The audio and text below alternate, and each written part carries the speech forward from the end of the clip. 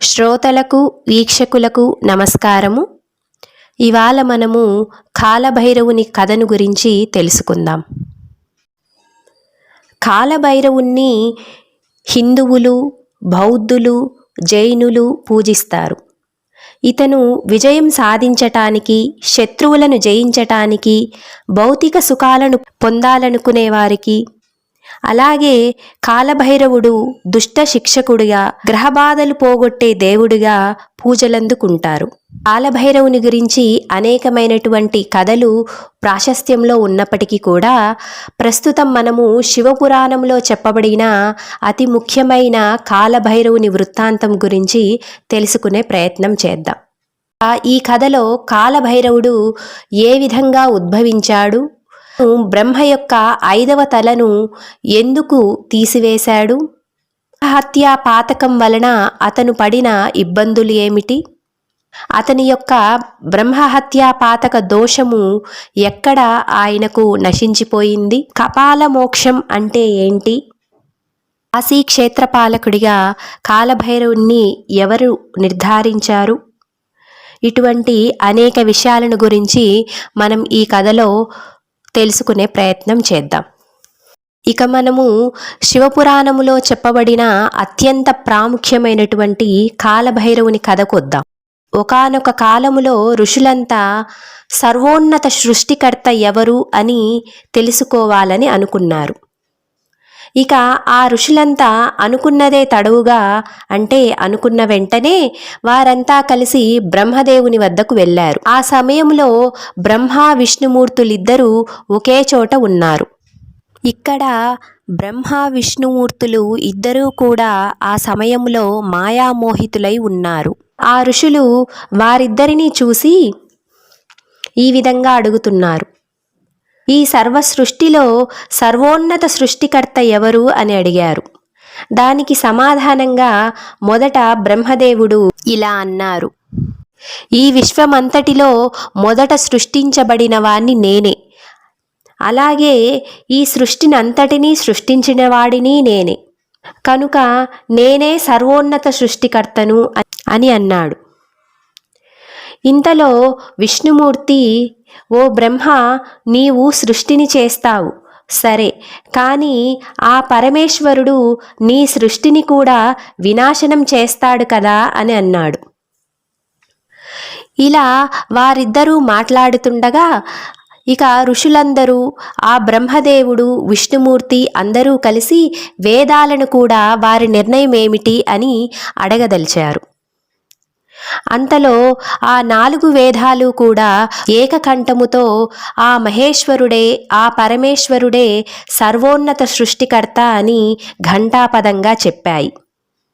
అంతేకాకుండా ఓంకారము కూడా సర్వోన్నత సృష్టికర్త, కేవలము ఆ పరమేశ్వరుడే తప్ప వేరెవరూ కాబోరని ఘంటాపదంగా పలికింది.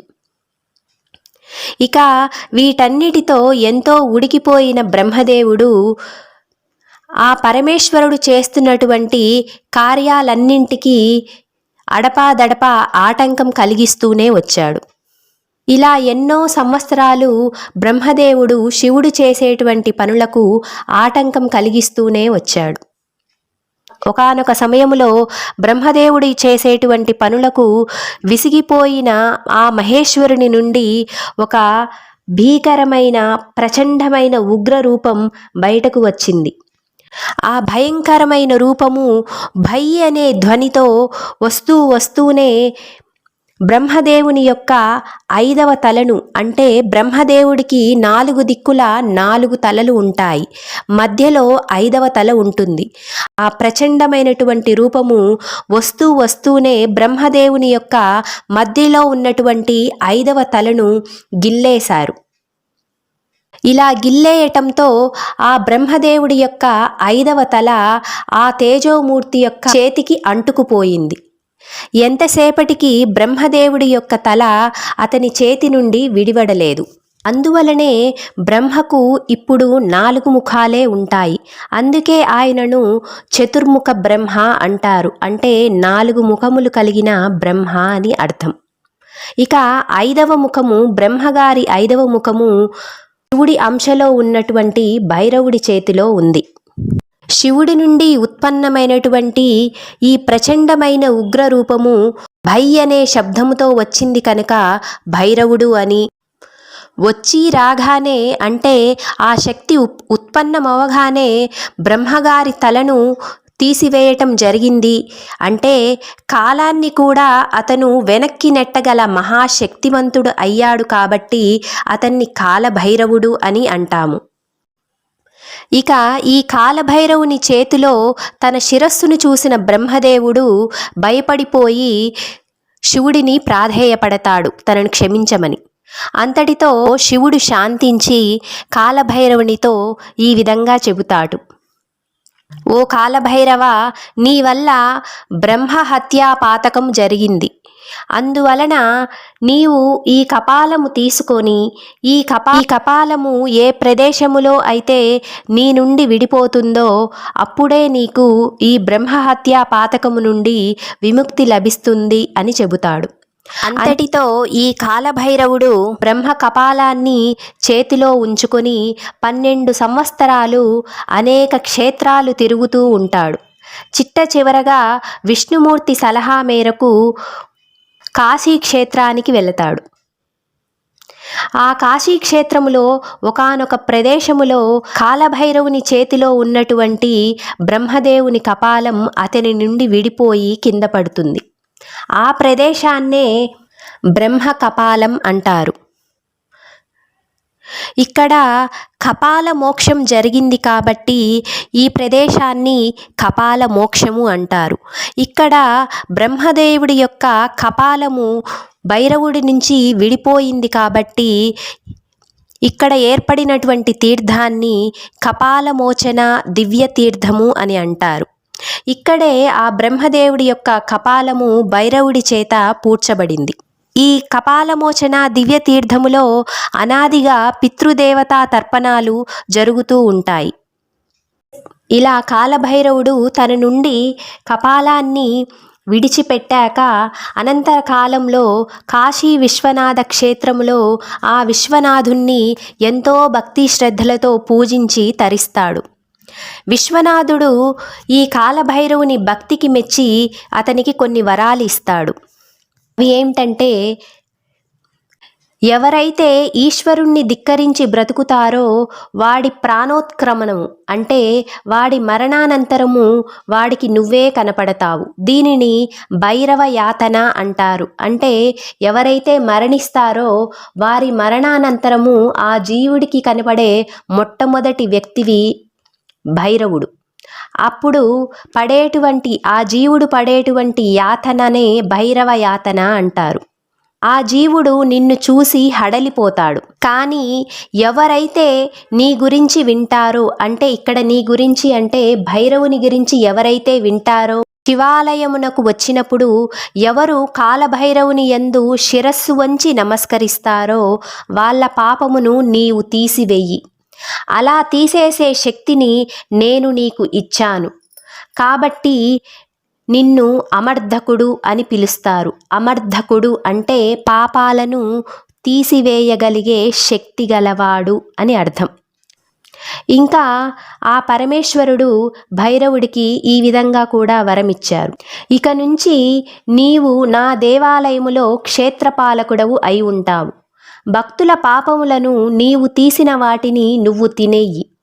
నువ్వు పాపములను తినేసి వాళ్లను రక్షిస్తావు కాబట్టి నీకు పాపభక్షకుడు అనే పేరుని ఇస్తున్నాను. నిన్ను కాశీక్షేత్రమునకు అధిపతిగా ఉంచుతున్నాను. నీ అనుగ్రహం ఉన్నవాళ్లే కాశీక్షేత్ర ప్రవేశం చేస్తారు అని చెప్పారు మహేశ్వరులు. అందుకే మనము కాశీక్షేత్రములోని కాలభైరవునకు ఆ క్షేత్ర ప్రవేశానికి అనుమతించిన క్షేత్రపాలకుడు కనుక, అయ్యా నన్ను లోపలికి ప్రవేశింపచేసి నా పాపములను దగ్ధం చేయుము కాలభైరవా అని ఆ మహానుభావునికి ఇంటికి రాగానే కృతజ్ఞతాపూర్వకంగా కాలభైరవ పూజ అని చేసి ఇక నుంచి మంచి పనులు చేస్తాము అని అన్న సంతర్పణ చేస్తాడు. భైరవమూర్తి ప్రసన్నమూర్తి అయినాడని చెప్పడానికే ఆయన మెడలో ఒక గారెల దండ వేస్తారు. అంటే ఇక్కడ భైరవుడు అంటే కుక్క, కాలభైరవుని యొక్క వాహనము కుక్క. ఇక ఆ కాలభైరవుణ్ణి కాశీక్షేత్ర సందర్శనం అయ్యాక చాలామంది ఇంటికి వచ్చాక కుక్కకు ఒక గారెల దండ వేస్తారు. ఇది ఎన్నో ఏళ్లుగా జరుగుతున్నటువంటి ఒక చిన్న సంప్రదాయము. కాశీక్షేత్రంలో ఉన్నటువంటి ఆ పరమేశ్వరుడే కాలభైరవుడికి ఇన్ని విధాలుగా వరాలిచ్చాడు. ఆ మూర్తే ఇప్పటికీ మనకు ప్రతి శివాలయములో ఆయన ఆజ్ఞ మేరకు వరాలిస్తున్నాడు. కాలభైరవుడు భక్తుల పాలిట కొంగు బంగారం. ఎవరైతే ఈశ్వర ధిక్కారం చేస్తారో వారి పాలిట భైరవ దర్శనంగా భయంకరంగా కనపడతాడు. కాబట్టి ఆ కాలభైరవ స్వరూపము అతి గొప్పది, అతి భయంకరమైనది కూడా.